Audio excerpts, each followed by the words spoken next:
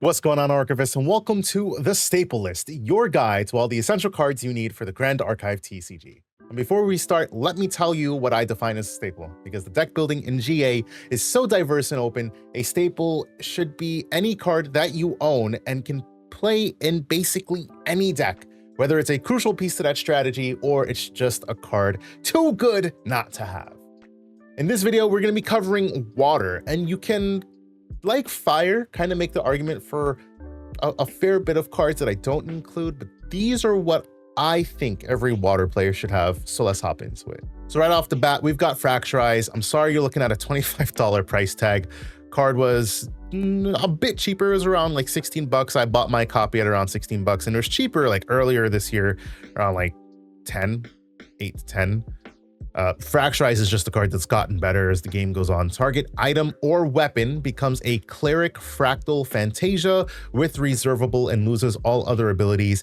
This is a fast speed floating memory.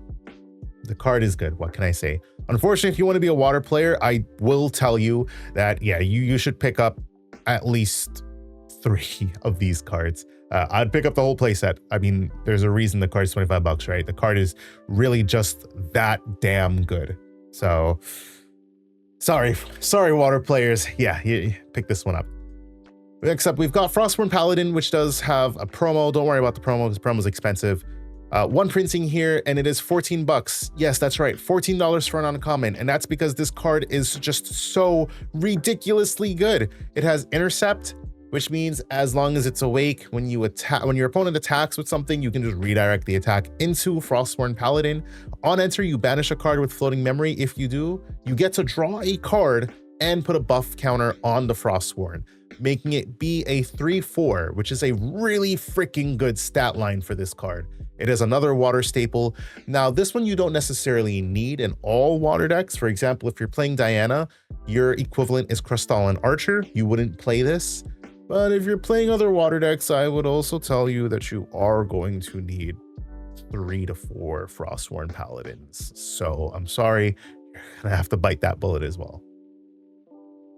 Next up, we've got Song of Frost, one bane of my existence, one of my many banes of existence when it comes to water. Couple different printings for arts. Choose the one you like. I like them all.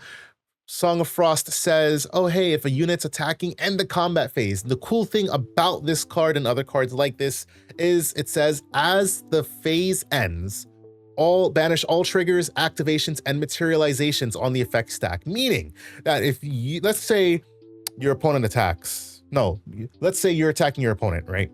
And they activate Resolute Stand in response, then you can just go Song of Frost and then end the attack step immediately, banish the activation of Resolute Stand, it never resolves, and boom. It's like it never happened, and then you can still attack because Resolute Stand never resolved. It's also got the class bonus for Tamer. You may banish a card with floating memory from grave rather than pay for its reserve cost. It's a fast speed, obviously, so card is really freaking good.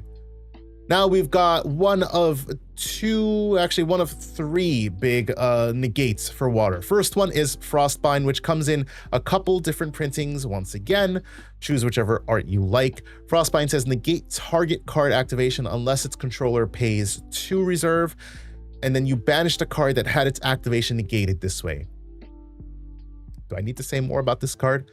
We also have Title Lock, which says as long as you have 3 or more water element cards in your grave, this card costs 2 less to activate. So keep in mind, this costs 3, Frostbind costs 2. They both have the same reserve cost to negate the target card activation, but the difference is that Title Lock can end up costing 1. So if you're playing a mill strat, you're getting a lot of water cards in trash. Title Lock is better than Frostbind because you're just going to play this for 1, which is cracked. Negate target card activation lets the controller pays 2 and you banish blah, blah, blah, blah, blah. So yeah, I mean, it's basically a hyper-powered Frostbind if you are milling cards. And then we have Cerulean Decree, which is, just like Vermilion and Verdigris Decree. Imbue 3, choose 1 if it's imbued, you choose 2. You negate up to 1 target non-attack card activation unless its controller pays 2. Up to 1 target unit's attack gets -3 power till the end of turn, or draw a card into your memory. So this card is $10, and rightfully so, because Cerulean Decree is a good card. Yeah, this is also a card I'd probably tell you to have at least 2, if not 4 copies of. You can definitely start with 2, but you might want to end up getting 4 eventually. Next up, we've got Thronekeeper Bullfrog. Super cheap card, just came out in DTR. It is Taunt with Floating Memory. It costs 3, but this freaking frog has 4 life. This card is not easy to deal with. So when it hits the field, good luck dealing with it, because if you don't have a right answer, yeah, your opponent might just get massive value out of the sheer fact this is a 0/4 taunt with Floating Memory, nonetheless, mind you. Next up, we've got Xuchang Frozen Citadel. Now, I'd tell you to just pick up 2 copies of this. I don't think I'd play more. Reason I like this card a lot, I had it played against me and I was like, yeah, this actually, I mean, if I was playing a water deck, I'd probably play this card too. At the beginning of each opponent's recollection phase, that player may banish a card with Floating Memory. If they don't, the next card they activate this turn costs 2 more to activate. That puts off your math for the entire turn. If you don't banish a card with Floating Memory, this just means that, oh man, anything that, like, the first thing that I do each turn, I need to make sure that, like, I have the cards to pay for it, and it can really alter how a turn ends up playing out for you. So yeah, Xuchang, I would play 2 of this if I was playing a water deck personally. $20, not a bad investment. Now we've got Fractal Arraign. I know some people might be like, well, why Fractal Arraign? So it really depends. This is like, it depends on the strategy of water deck you're playing, but I would say most water decks don't mind putting their cards in trash or engrave, because, you know, you're gonna try to get float in there, or there's just more reasons to put your cards in trash, engrave. I keep saying trash. At the beginning of your recollection phase, if Fractal Arraign is imbued, target player puts the top card of their deck into their grave, and this is reservable. This goes along with the Fractal of Intrusion that has, on enter, you may banish a card with Floating Memory from your grave. When you do, look at opponent's memory and discard a card from it. So both of these are good in their own right. The reason I have both of these here is because I also have Refracting Missile, which has a couple different printings. This says, deal damage to target unit equal to the amount of fractals you control +1. So if you're just playing, like, let's say you're playing Fractal of Intrusion, right?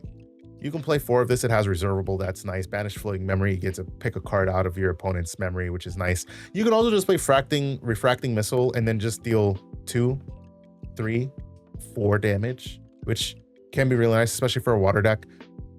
Typically, like, you have water allies and you also have, like, Diana. Well, maybe Diana might not play fractals depending on the space that it has. Maybe it might, you never know. This is a good card to have, especially because it has Floating Memory and this is a fast speed card. So why not? The last card we have here, my personal favorite, the reason I would play water, is Snow White Weiss Queen, which just came out in DTR. It's went down to $6 a copy, and I mean, personally, I have a playset of these, and I would tell you to pick up a playset of these. I think this card is really good. I like this card a lot. I could be coping. This could be Varney's hot pick, but I don't care. I'm gonna tell you I like this card. Pick up 2, pick up 3. Level 1 ability on both. On enter, rest target champion. It doesn't wake up during its controller's next wake up phase. And then if a rested champion you don't control would level up into a champion card, return that card to its owner's material deck instead. Yes, it's only a 1/1. What this means is that unless your opponent deals with this, they can't level up. You literally just say, no, you can't level up. And you have cards like Song of Frost to say, all right, cool, you can't attack into it. I'm gonna negate the attack or end the attack. Or Frostbind to say, yeah, whatever you're trying to activate, pay more so that I can try to prevent you from getting rid of my Snow White. So that is definitely Varney's pick for cards that you should have. Love Snow White Weiss Queen. But that is it for this video. If you guys liked it, please do drop a like, subscribe so that you know when future videos come out, and also drop a comment letting me know, did I miss any water cards that you think players should have? Thank you guys for watching, and until I talk to you guys the next time, peace out.